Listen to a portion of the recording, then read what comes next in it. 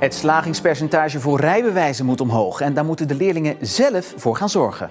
De truc zit hem in een goede voorbereiding. Neem het examen serieus, onderschat het niet. En verder in het nieuws vandaag. Taakstraf en smartengeld voor speedbootongeluk. En broers zijn klaar om eindelijk weer te voetballen.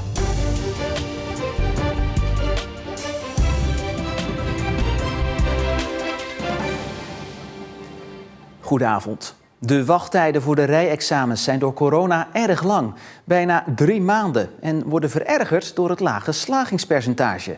Dat ligt in Zeeland op 44%. Het CBR, die de examens regelt en de rijbewijzen uitgeeft, wil dat percentage naar 90% krijgen. Maar dan moeten leerlingen wel beter hun best gaan doen. En er zijn nog meer factoren die meespelen. Het verkeer is ook echt wel anders dan 20 jaar geleden. En wij toetsen ook beter of kandidaten echt inzicht hebben in het verkeer. Ja, geslaagd. Eerste keer? Ja, eerste keer. Het ging voor mijn gevoel wel beter dan de vorige keer. Alleen ik heb het helaas niet gehaald. Er is natuurlijk wel wat veranderd ook met de theorie-examens de laatste jaren. Met name dat onderdeel inzicht. Er is eigenlijk kennis voor nodig vanuit de praktijk, die de kandidaat nog niet heeft. Over snelheid, remafstand enzovoort. Dat blijft wel een lastig onderwerp en dat wordt ook redelijk streng geëxamineerd qua aantal fouten. Niet geslaagd. 9 fouten teken. Oké, en ligt dat aan de inhoud van het examen? Of? Nee, het waren wel goede vragen. Ja, maar gewoon een paar foutjes die ik niet wist. Al jaren vragen de rijschoolbranche en het CBR om de theorie en ook de praktijk te verbeteren. Want ook daar slaagt slechts 1 op de 2 kandidaten de eerste keer. Een speciale commissie onder leiding van Emiel Roemer heeft gekeken wat er beter kan. Bijvoorbeeld voer verkeerslessen op middelbare scholen in. Kinderen die hebben in groep 7 doen ze hun verkeersexamen. Hartstikke goed. En dan is er een hele tijd niks. Dat gat zou je heel mooi kunnen opvangen door al op school aandacht te besteden aan de theorie. Hoe je veilig de weg op kan. Daar hebben we allemaal plezier van. Een andere aanbeveling is om het theorie- en praktijkexamen uit meerdere toetsmomenten te laten bestaan. Je zou er bijvoorbeeld wel over na kunnen denken om het theorie-examen in modules op te knippen. Waarbij je bijvoorbeeld dat onderdeel kennis en inzicht naar een later moment verschuift. Waardoor iemand misschien al wel praktijkles heeft gehad. Gewoon geleerd met oefenvragen en boek. En toen kwam ik eruit. Dus de eerste keer slagen was voor jou geen probleem? Nee, zeker niet. Het CBR wil het slagingspercentage de komende tijd flink omhoog stuwen. Waar zouden we tevreden mee zijn? Nou, ik denk boven de 90% moet haalbaar zijn. Want zelfs als je gespannen bent of extra tijd nodig hebt, daar hebben wij ook examens voor. Je kan een individueel begeleid examen doen of een examen met extra tijd. Maar het zit hem echt in de voorbereiding. Het is dus aan de leerlingen zelf om het slagingspercentage weer omhoog te krijgen. Niet alleen voor zichzelf, maar ook om de achterstanden weg te werken en die lange wachtlijsten in te korten. Een 35-jarige man uit Koudekerke is veroordeeld tot een taakstraf van 200 uur... voor het veroorzaken van het speedbootongeluk in Zoutelande van 2 jaar geleden. Daarbij kwam een 15-jarig meisje om het leven.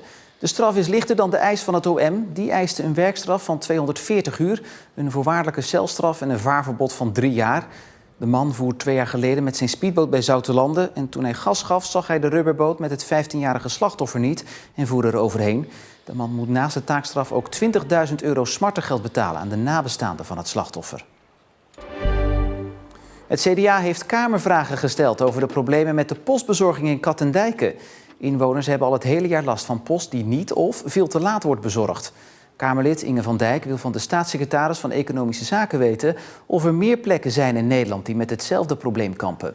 Het CDA vindt dat PostNL zich aan de overheidseisen moet houden en dat inwoners moeten kunnen rekenen op een goede postbezorging. Eenverdieners en alleenstaanden kunnen in Zeeland lastig een woning kopen. Slechts 8% van de woningen die hier te koop staan, kunnen zij betalen. Dat komt neer op 126 woningen van de ruim 1500 die nu te koop staan. Tweeverdieners vinden makkelijker een woning. Zij kunnen meer dan de helft van de beschikbare Zeeuwse woningen betalen. In Noord-Holland, Utrecht en Noord-Brabant is de situatie het slechtst en in Groningen en Friesland het beste.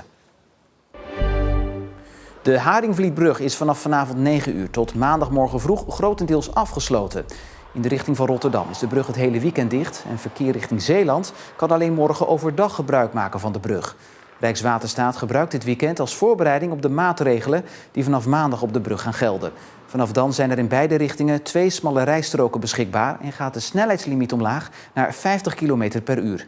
Dit wordt gedaan om de brug te sparen en verdere slijtage te voorkomen, totdat de brug over 2 jaar volledig wordt gerenoveerd. Bouwbedrijf Heijmans zet 34 miljoen euro opzij voor een claim van netbeheerder TenneT. Heijmans zou hoogspanningsmasten bouwen tussen Rilland en Borselen. Maar omdat Heijmans zich niet aan de afspraken hield, zegde TenneT eind 2018 het contract op.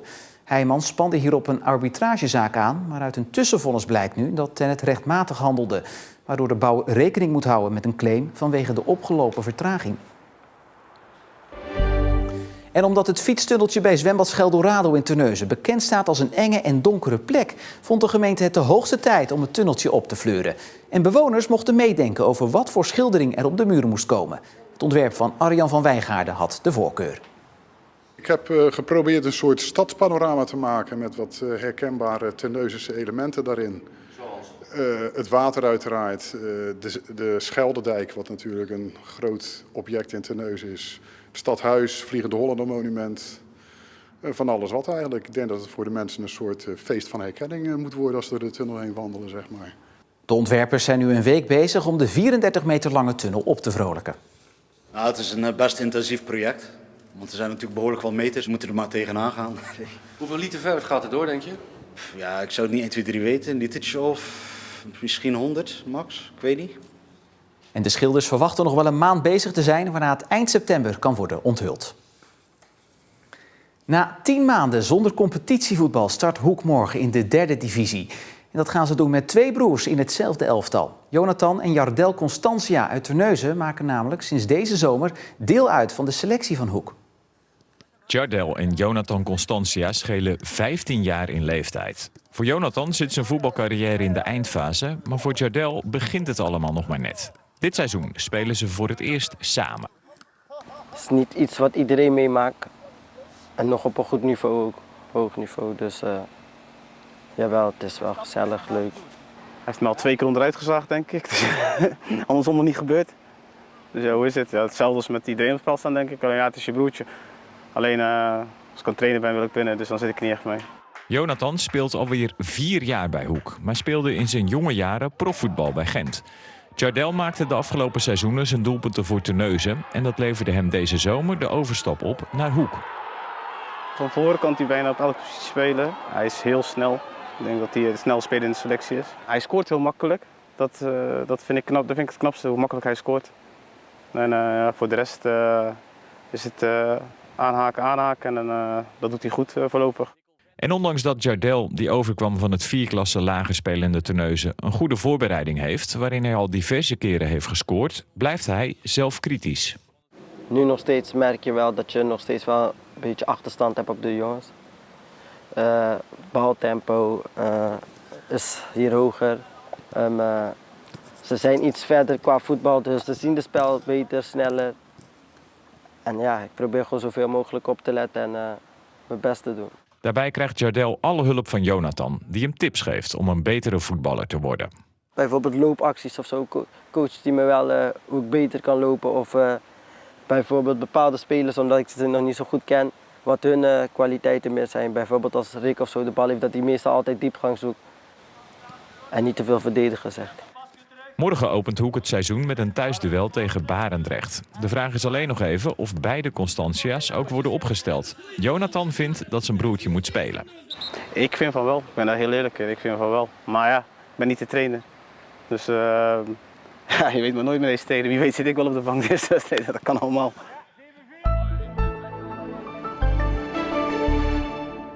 Het startte bewolkt en nat, maar gedurende de dag werd het droger en klaarde het hier en daar zowaar ook nog op. Bij een maximumtemperatuur van 22 graden. Vanavond en vannacht klaart het verder op, met als gevolg dat er lokaal mist kan ontstaan. Verder op de dag wordt het warmer en zonniger met maximaal 25 graden. En dat weer houden we grotendeels vast tot en met zondagavond. Een goed vooruitzicht dus. En tot zover Zeeland Nu voor vandaag. Nog een fijne avond, een goed weekend en graag tot morgen.